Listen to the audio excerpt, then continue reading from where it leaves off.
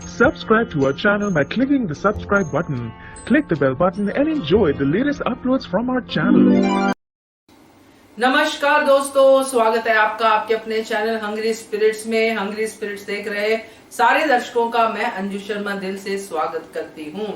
तो big boss 16, जी हाँ, आपके कमेंट्स जो हमारे चैनल पे आ रहे हैं, आपके रिव्यूज जो आप एपिसोड देख के करते हैं, उसके बारे में चर्चा करनी तो बनती है। और वो चर्चा आज से हम लोग शुरू कर रहे हैं, यानी कि रविवार के रविवार आपके कमेंट्स पढ़े जाएंगे, जिसमें मैं भी अपना थोड़ा इनपुट्स रखूंगी। मगर आपके कमेंट्स को सबके सामने रखना बड़ा जरूरी है। अगर वो इनबॉक्स में ही रह जाएंगे तो मजा नहीं आएगा। तो कुछ कमेंट्स मैं अपने इस वीडियो में हर बार शामिल करूंगी। उम्मीद करती हूं आप आगे भी अपने कमेंट्स को ऐसे ही भेजते रहोगे। तो शुरू करते हैं इस रविवार से आपके रिव्यू का, यानी पब्लिक रिव्यू का सिलसिला। पहले वही निवेदन, जिन्होंने अभी तक चैनल को सब्सक्राइब नहीं किया है कृपया कर लीजिए। साथ में दोस्तों बेल आइकन दबाइएगा ताकि आपको हमारे वीडियोस के नोटिफिकेशन मिलते रहे। धन्यवाद। तो सबसे पहले प्रभा शेट्टी, इन्होंने काफी सारे कमेंट्स किए थे, मगर एक कमेंट मैं इनका यहाँ पे लेना चाहूंगी जिसमें इन्होंने अपने दिल की बात खुल के कही है। तो ये लिखती हैं, अर्चना बिग बॉस 13 को कॉपी कर रही है। देख के आई है बिग बॉस में शहनाज गिल कैसे बात करती थी, वैसे कॉपी करती है। शहनाज है, अर्चना टोटली बकवास लेडी है। तो ये प्रभा शेट्टी जी ने लिखा है अर्चना के बारे में। उनके लिए अर्चना एक बकवास लेडी है। ये है अर्चना का इंप्रेशन जो बाहर पब्लिक में जा रहा है। हाँ, कुछ लोग होंगे जो अर्चना के लिए तारीफ करते होंगे, मगर उनके कमेंट्स हमारे वीडियोस पे आए नहीं हैं। तो डेफिनेटली आपने जो लिखा है कॉपी कर रही है, तो इसमें कोई गलत बात नहीं है। प्रभा जी, शहनाज की कॉपी करना, अगर कोई किसी का रोल मॉडल बनता है उसको कॉपी करता है, उसमें गलत बात नहीं है। मगर अर्चना हर किसी की कॉपी कर रही है। मुझे लगता है वो 1 से 15 सारे सीजन देख के आई है और उसमें से हर किसी का कुछ ना कुछ उसने ले लिया है और वो चल रही है। अगर कॉपी भी करो तो अच्छी करो तो डेफिनेटली कुछ भला होता है, मगर कॉपी भी खराब ही कर रही है। डेफिनेटली आपने लिखा शहनाज है, वो तो है ही, उसके बारे में तो क्या ही बात करनी। उन्होंने तो जो उनका था ओरिजिनल साइड उन्होंने पूरी तरह से दिखाया। यहाँ पे अर्चना कुछ अलग ही करती दिख रही है।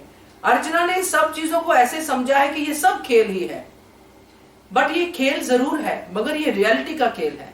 आप अगर हर किसी को इस तरह से देखोगे कि अभी दोस्ती की, अभी आप दुश्मनी कर रहे हो, ये तो खेल ही है, तो फिर यही होगा जो अर्चना के साथ हुआ।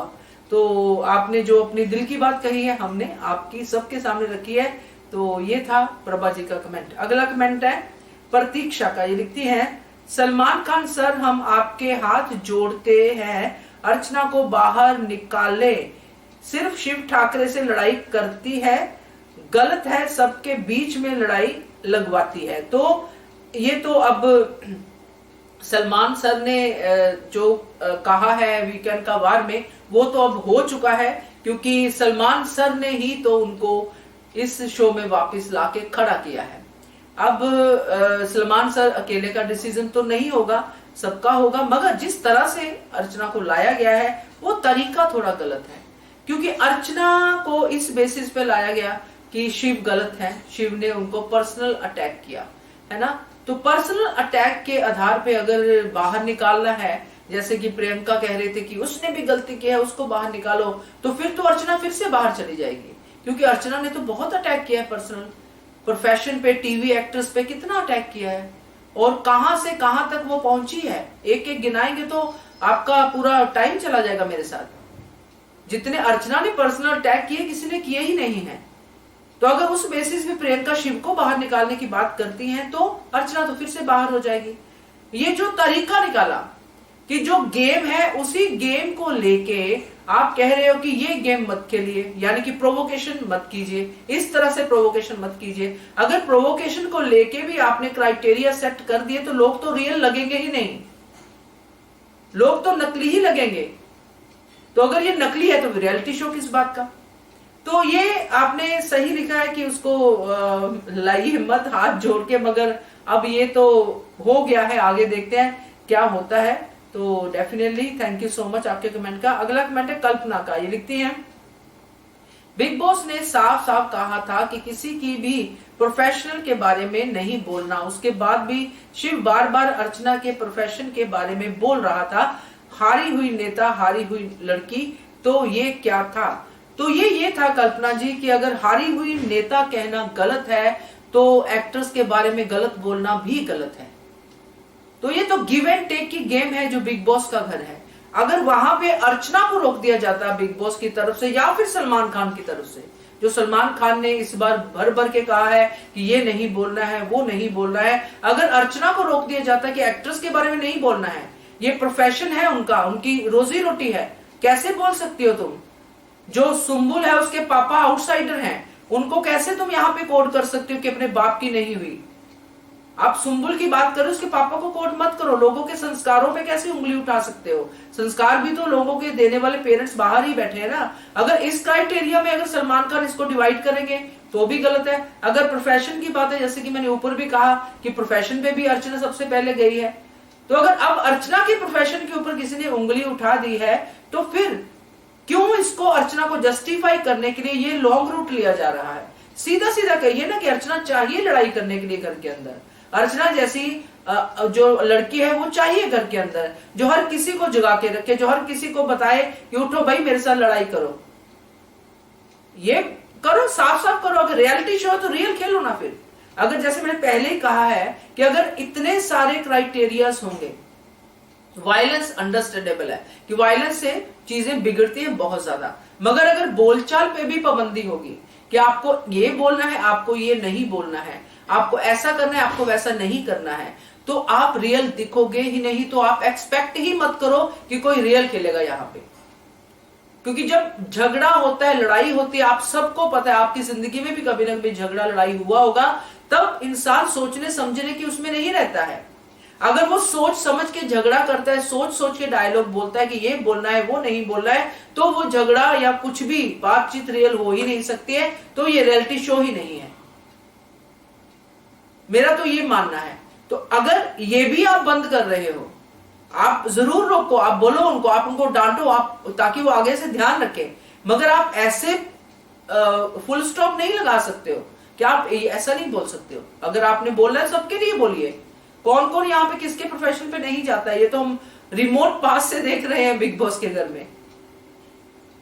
लोगों की पर्सनल जिंदगी की धज्जियां उड़ती देखिए इसी प्लेटफॉर्म पे। खुद सलमान खान घर के अंदर गए हुए हैं पर्सनल लेवल पे समझाने के लिए। जब इतने पर्सनल हो सकते हैं बिग बॉस के पहले यही 1-2 सीजन, तो अब क्या पर्सनल ऐसा हो गया?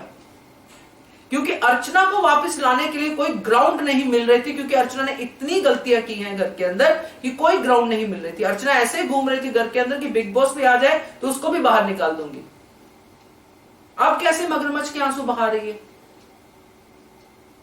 तो ये गेम है, अंडरस्टैंड करते हैं हम सब लोग, मगर किसी को आपको प्लांट करना है तो इस बेसिस पे मत कीजिए कि आपको दूसरों को नीचा दिखाना पड़े, जबकि वो नीचे है ही नहीं। शिव की जितनी गलती थी उसने सामने से आके मानी है, अर्चना ने मानी। अर्चना सिर्फ बार बार अपनी सफाई दे रही है। जब ज्यादा बोलते हैं तो कहती हाँ मेरे से गलती हुई। क्या अर्चना ने अपनी गलती एक बार भी मानी है? बिग बॉस ने अंदर बुलाया तब भी गलती नहीं मानी अपनी, तब भी सफाई दे रही है। बाहर बैठी उसी की जो हिमायती करने वाले हैं वो भी कह रहे हैं सफाई क्यों दे रही है, सॉरी बोल। उनके लिए सॉरी का मतलब सिर्फ सॉरी बोलना है।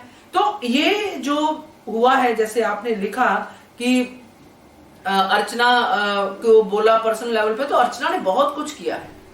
अगर अर्चना को अब गिव एंड टेक की गेम में अब मिल रहा है कुछ, तो उसको लेना ही पड़ेगा। उसकी वजह से आप ये नहीं कि अर्चना उससे भी बड़ा कांड करे और फिर आप बोले कि अर्चना की गलती थी, शिव की भी गलती थी। गलतियां थी, मगर गलती का दायरा तो देखो। एक ने गलती में इतना बड़ा रूल तोड़ दिया जो कि बिग बॉस घर में होता ही नहीं है, करना ही नहीं चाहिए।